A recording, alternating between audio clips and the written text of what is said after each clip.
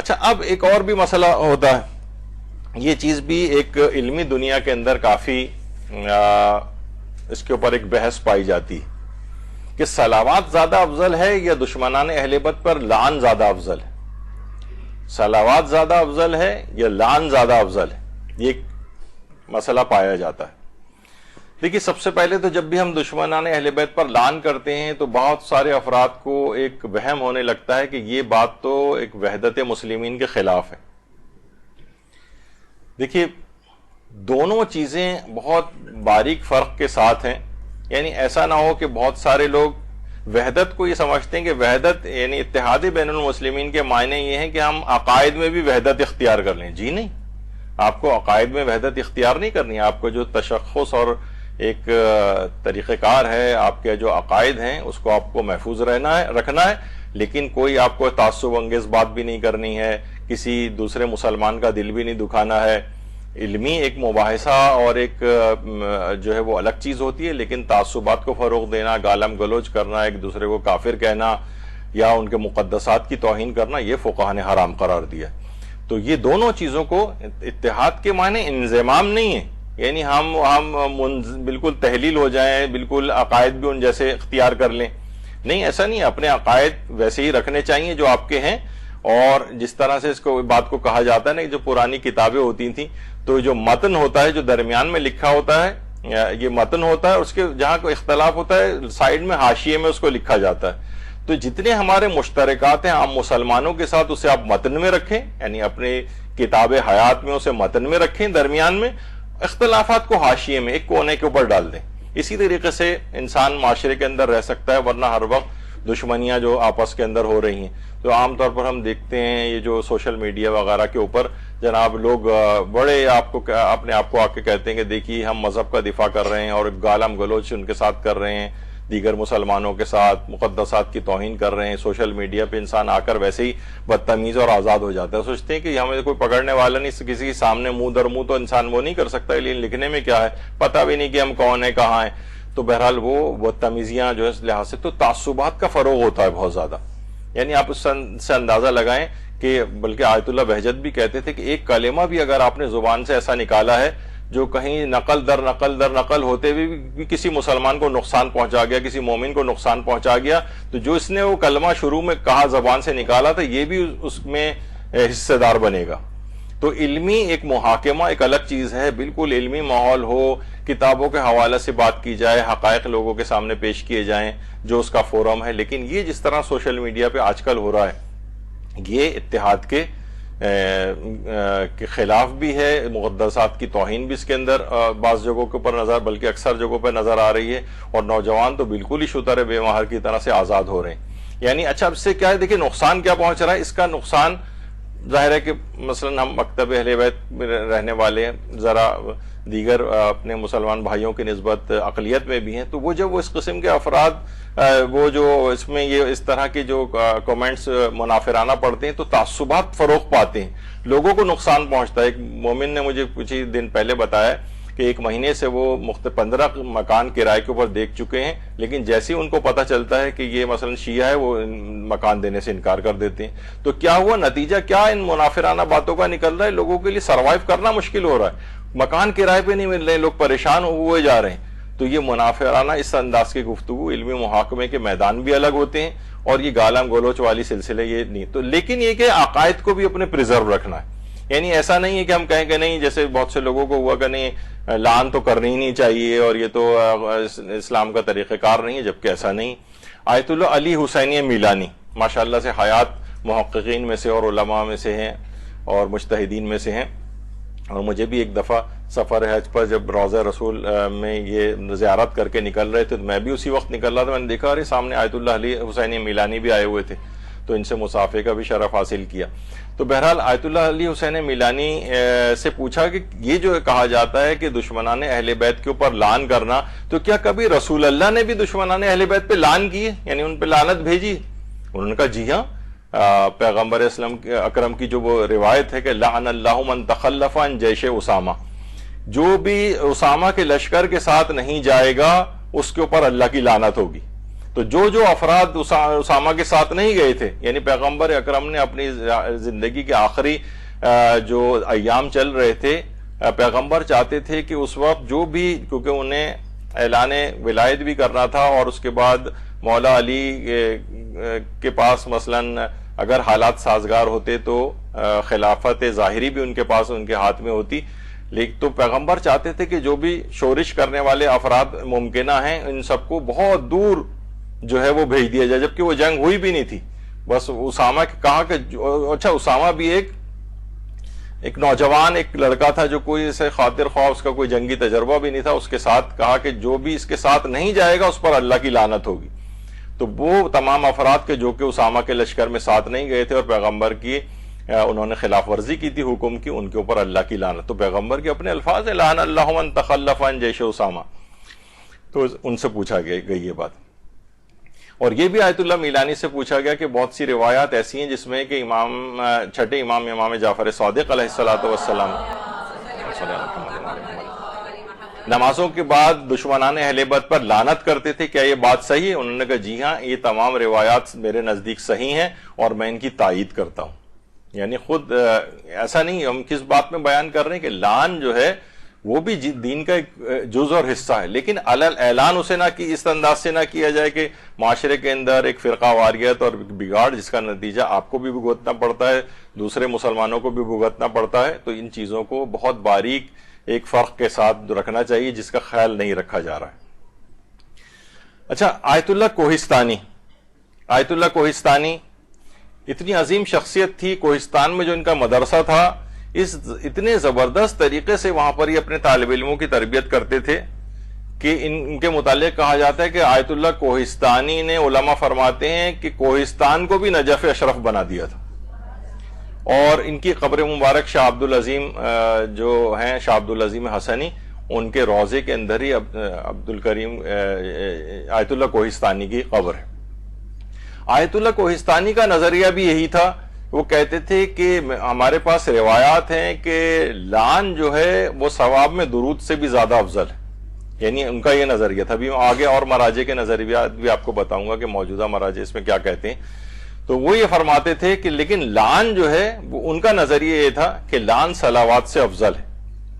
اور اس کہتے تھے کہ ہم نے ایسا نہیں کہ اپنی طرف سے یہ ذاتی نظریہ بنا لیا، اس کے لیے روایات بھی ہیں جو بھی آگے چل کر بھی آئیں گی. اور یہ کوئی عام شخصیت نہیں تھی، اس قدر عظیم شخصیت ہے. ان پہ پوری کتاب لکھی گئی ہے، برق اللہ پارسائی. یعنی قلہ کہتے ہیں وہ جو بالکل ماؤنٹین کے اوپر جو بالکل ایک نوک نکلی ہوئی ہوتی ہے نا، اس کو کہا جاتا ہے. یعنی پہاڑ کے اوپر جو اتنی ہائٹ، یعنی یہ پارسائی کی اتنی ایکسٹریم اور ہائٹ کے اوپر یہ تھے کہ پوری کتاب ان کے واقعات اور اس کے اوپر جو ہے وہ آیت اللہ کوہستانی کے لکھی گئی اس نام سے. ان کے ایک شاگرد تھے حجت الاسلام والمسلمین حاجی سید علی جبار زادے. یہ فرماتے ہیں کہ ان کے متعلق آیت اللہ کوہستانی کے آپ کو یہ اندازہ ہو جائے کہ آیت اللہ کوہستانی کہتے ہیں کہ ان کے ایک شاگرد نے یہ بات بتائی کہ مقدس ان کا ایک شاگرد تھا جس نے یہ چیز نقل کی کہ ایک دفعہ ایک شخص آیت اللہ کوہستانی کے پاس آیا اور استخارہ دکھوانے کے لیے. تو آیت اللہ کوہستانی نے اپنی جیب کے اندر دیکھا ابا کی، تو اس میں تسبیح ان کو نہیں ملی. تو انہوں نے اپنے شاگرد سے کہا کہ ذرا مجھے یہ اپنی تسبیح دینا. شاگرد نے جو ہے وہ تسبیح دے دی ان کو استخارے کے لیے اپنی جیب سے نکال کر. انہوں نے جیسی تسبیح ہاتھ میں لی، آیت اللہ کوہستانی نے شاگرد کی طرف بہت متاسفانہ افسوسناک نگاہوں سے دیکھا کہ آغا چہرہ نماز شب نمی خوانی، تم نماز شب کیوں نہیں پڑھتے ہو؟ تسبیح تو نشان میں دہت کہ نماز شب نمی خوانی، تمہاری تسبیح یہ بات بتا رہی ہے مجھے کہ تم نماز شب نہیں پڑھتے ہو. اچھا، وہ شاگرد حیران و پریشان ہو گیا. کہا کہ آغا آپ نے بالکل صحیح بات کی، آج سے میں عہد کرتا ہوں کہ ایک دن نماز شب میں ترک نہیں کروں گا. تو آیت اللہ کوہستانی یعنی اتنا جو علم اور معرفت کے لحاظ سے پڑھا تھا، اس کا یہ نظریہ تھا. وہ کہتے تھے کہ لعن جو ہے وہ صلوات سے افضل ہے. آیت اللہ سید محمد رضا گل پائیگانی کے زمانے میں ایک عالم فرماتے ہیں کہ میں نے حوزہ علمیہ کے ایک عالم کہ وہ کہتے ہیں کہ میں نے خواب میں دیکھا کہ بہت سارے لوگ جمع ہیں اور آیت اللہ سید محمد رضا گل پائیگانی بھی ہیں اور مختلف خطوط آئے ہیں ان کے پاس سے سوال و جواب کے لیے. اور آیت اللہ جو استفتاحات ہوتے ہیں ان کے جوابات لکھوا رہے ہیں آیت اللہ رضا گل پائگانی. ایک خط آیا اس میں یہی والا سوال پوچھا گیا تھا. اس زمانے میں قوم کے اندر یہ مسئلہ کافی زیادہ گردش کر رہا تھا کہ لعن زیادہ افضل ہے یا صلوات بھیجنے کا ثواب زیادہ افضل ہے. تو فرماتے ہیں کہ جب وہ خط کھولا گیا تو آیت اللہ رضا گل پائگانی نے خوابی میں ان کو یہ جواب لکھوایا کہ اس کا جواب یہ لکھو کہ لعن کا ثواب جو ہے وہ صلوات سے زیادہ ہے. کہہ رہے میری آنکھ کھل گئی. اس زمانے میں آیت اللہ سید محمد رضا گل پائگانی زندہ تھے. کہہ رہے میں فوراً خواب سے جاگا اور اٹھ کر ان کے قم میں ہی تھا میں بھی. وہ فرماتے ہیں کہ میں ان کی جو ہے وہ ان کے پاس آیا اور اپنا خواب ان کو سنایا کہ آغا میں نے یہ خواب کے اندر دیکھا ہے. تو آیت اللہ رضا گل پائگانی نے اس خواب کی تائید کرتے ہوئے فرمایا کہ ہاں میرا یہی نظریہ ہے کہ لعن جو ہے وہ صلوات سے افضل ہے, اور میں یہ چاہتا ہوں کہ تم اپنے اس خواب کو حضرت زہرا کے ماننے والوں کو بیان کرو. اور پھر اس لحاظ سے یہ کتابوں کے اندر بھی ان کا یہ خواب آیا اور سب. اور عین الحیات جو علامہ باقر مجلسی کی کتاب ہے اس کے اندر یہ بھی ہے کہ ہمارے چھٹے امام جعفر صادق علیہ الصلوۃ والسلام وہ جب تک نمازوں کے بعد مصلی سے اٹھتے ہی نہ تھے جب تک کہ 8 دشمنان اہل بیت کا نام لے کر ان پر لعن نہ کر لیتے تھے. یعنی باقاعدہ عین الحیات میں علامہ مجلسی نے اس بات کو لکھا ہے. اور القطرہ کے اندر جو آیت اللہ سید احمد مستنبط کی کتاب ہے اس کے اندر چوتھے امام زین العابدین علیہ الصلوۃ والسلام سے روایت پوچھا گیا کہ مولا نماز کیسے مکمل ہوتی ہے؟ فرمایا نماز ہمارے ولایت سے اور ہمارے دشمنوں پر لعن کرنے سے مکمل ہوتی. یعنی یہ دونوں چیزیں ولایت کا نظریہ رکھنا اور دشمنان اہل بیت کے اوپر لعن. اچھا آیت اللہ بہجت سے بھی یہ بہت مشہور ہے بات. آیت اللہ بہجت جب درس خارج کا ختم ہو جاتا تھا علماء قریب آ جاتے تھے کاپی پینسل لے کے اور ان سے مختلف سوالات کیا کرتے تھے. تو اسی وقت ان سے ایک سوال پوچھا گیا تھا کہ آغا یہ بتائیے کہ لعن آیا افضلیت لعن بالا تر الصلوات بر محمد و آل محمد علیہ السلام, یعنی کہ کیا ان میں یعنی فضیلت رکھتی ہے لعن صلوات سے؟ تو آیت اللہ بہجت نے فرمایا لعن تخلیہ است و صلوات تہلیہ است. لعن تخلیہ ہے. تخلیہ فرماتے ہیں اول جارو کن خانہ را سپس مہمان طلب کن, پہلے گھر میں جھاڑو دو پھر مہمان کو طلب کرو. تو تخلیہ کے معنی تمام رذائل چیزوں کو, جس طرح کہا جاتا ہے نا کہ لا الہ الا اللہ, تو پہلے تمام باطل خداؤں کی نفی کی جاتی ہے, جھاڑو لگائی جاتی ہے, اور اس کے بعد پھر اللہ کی وحدانیت کا اقرار کیا جاتا ہے. تو فرماتے ہیں لعن تخلیہ ہے. جس وقت تم لعن پڑھو گے یعنی جو تقدم ہے لعن کو کہ پہلے تم لعن بھیج دو اور اس کے بعد پھر وصلوات تہلیہ کہتے ہیں زینت دینے کو. گھروں میں دیکھیے زینت اسی وقت کی جاتی ہے نا صفائی ستھرائی ہو جائے. مثلا رنگ ونگ اگر نہیں ہوا ہے, کبھی نہیں ہوتا کہ اس گھروں میں جو ہے پردے لگا دیے جائیں اور سینریز ٹانگ دی جائیں اور جبکہ ابھی صفائی بھی نہیں ہوئی, رنگ نہیں ہوا. نہیں, پہلے تمام چیزیں ہو جاتی ہیں, جھاڑو واڑو لگ جاتی ہے, پوچے ووچے لگ جاتے ہیں, اچھی طریقے سے صفائی ہو جاتی ہے, دھلائی ہو جاتی ہے, پھر اس کے بعد زینتیں دی جاتی ہیں. تو فرماتے ہیں کہ لعن جو ہے تخلیہ ہے, پہلے ہٹاؤ, جھاڑو دو, صفائیاں کرو اور اس کے بعد پھر صلوات بھیجو اور مزین کرو محمد و آل محمد کے اوپر ذکر سے. تو آیت اللہ بہجت اس خطر قائل تھے کہ اپنی جب بھی یہ نمازیں پڑھا کرتے تھے اور نمازوں کے قنوت تک کے نمازوں کے جو رکوع ہیں اس میں قاتل امیر المومنین پر لعن کیا کرتے تھے. آج بھی ان کی پوری ویڈیو ہے, کوئی جا کر دیکھنا چاہے. لعن فرستادن با قاتل امیر المومنین علیہ السلام توسط آیت اللہ بہجت در رکوع نماز. یہ اگر لکھ کے آپ سرچ کریں تو آپ کو جو ہے پوری ان کی نماز بھی مل جائے گی جس میں رکوع میں جا کر آیت اللہ بہجت پڑھتے تھے اللہم لن قتلت امیر المومنین, یعنی نمازوں کے رکوع تک کے اندر لعن کیا کرتے تھے قاتل امیر المومنین پر. اور بالکل صحیح ہے, بالکل جائز ہے, اور یہ علماء وغیرہ کا طریقہ کار کے اندر بھی رہا ہے. آیت اللہ سیستانی سے بھی یہ بات پوچھی گئی کہ کون سا عمل زیادہ فضیلت کا حامل ہے, محمد و آل محمد علیہ السلام پر درود بھیجنا یا ان کے دشمنوں پر لعن کرنا؟ تو آیت اللہ سیستانی کا البتہ یہ نظریہ یہ ہے کہ افضل یہ ہے کہ لعن اور صلوات دونوں کو ملا کر اس طرح پڑھا جائے اللہم صلی علی محمد و آل محمد ولعن اعدائہم, اس طرح سے پڑھا جائے. اے اللہ درود بھیج محمد و آل محمد علیہ السلام پر, ان کے دشمنوں پر اللہ کی لعنت ہو. اچھا, ان کا ایک استفتاء ہے, اس کے اندر یہ عبارت لکھنے کے بعد ایک حدیث نیچے ایک حدیث بھی لکھی گئی ہے. وہ حدیث البتہ ہمیں کسی جگہ کتابوں وغیرہ کے اندر تلاش کے باوجود بھی نہیں ملی، لیکن ممکن ہے کیونکہ استفتاء کافی مشہور ہے، بعض عرب علماء نے بھی اس استفتاء کو جو ہے وہ بیان کیا ہے۔ البتہ یعنی وہ حدیث جو ہے اس لحاظ سے کنفرمیشن اس کی ہمیں نہیں ہے، بس استفتاء کے اندر تو البتہ ذکر ہوئی ہے وہ۔ تو ایک حدیث میں کہ امام جعفر صادق علیہ السلام مسجد میں داخل ہوئے، اللہم صلی علی محمد و آل محمد، تو وہاں ایک گروہ محمد و آل محمد پر درود پڑھ رہا تھا، جبکہ دوسرا گروہ ان کے دشمنوں پر لعنت بھیج رہا تھا۔ تو امام اس گروہ کے ساتھ بیٹھ گئے جو محمد و آل محمد کے دشمنوں پر لعن بھیج رہا تھا، یعنی انہوں نے نیچے یہ والی روایت بھی لکھی۔ تو جو استفتاء ہے بہرحال یہ کہ اس کے اندر تو یہ ہے، لیکن کتابوں کے اندر یعنی تلاش کے باوجود بہرحال روایت نہیں ملی، لیکن یہ ضرور ہے، اور آغا سیستانی نے مختلف استفتاءات میں کہ فرمایا کہ الجمع اکمل، یعنی دونوں کو جمع کرنا یہ زیادہ بہتر اور زیادہ مکمل بات ہے کہ لعن کو اور صلوات کو جو ہے وہ ملا کر پڑھا جائے۔ بلکہ ایک استفتاء میں ان سے پوچھا بھی گیا کہ کیا لعن جو ہے وہ صلوات سے زیادہ بالا تر چیز ہے، تو انہوں نے جواب دیا کہ یعنی ان کے نزدیک یہ بات ثابت شدہ نہیں ہے کہ لعن صلوات سے زیادہ بالا تر ہو، یعنی ایک کو دوسرے کے اوپر فضیلت نہیں دی جا سکتی، البتہ یہ کہ دونوں کو ملا کر پڑھنا چاہیے۔ اور یہ بھی ایک دفعہ ان سے یہی پوچھا گیا تھا کہ جو لعن ہے دشمنان اہل بیت پر یہ واجب ہے یا مستحب، تو وہاں سے انہوں نے جواب دیا مستحب است، یعنی بہرحال لعن کا بھیجنا یہ مستحب ہے۔ تو یہ ان افراد کے لیے بھی جو کہتے ہیں نہیں لعن تو بھیجنی نہیں چاہیے، یہ کوئی طریقہ کار نہیں ہے، آپ نے دیکھا کہ ائمہ کا بھی طریقہ کار ہے، اور پھر لعن بھیجنا یہ پروردگار عالم کا بھی طریقہ کار ہے۔ آپ پورا قرآن دیکھیں کہ لعن سے بھرا ہوا ہے، دشمنان دین پر، دشمنان اسلام پر، اور اس طرح کے جو افراد تک جھوٹوں پر اللہ کی لعنت کی گئی ہے۔